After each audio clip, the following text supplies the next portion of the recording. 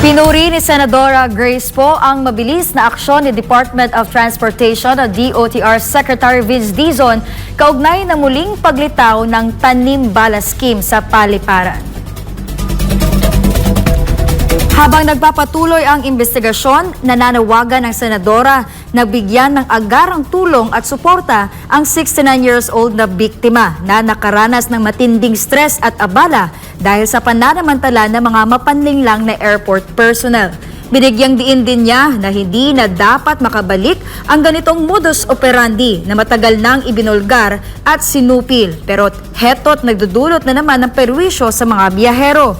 Patuloy namang nakabantay si Poe sa investigasyon para matiyak na ang mga sangkot ay mananagot at hindi na muling mabibiktima ang mga inosenteng biyahero sa ganitong klase ng pananamantala.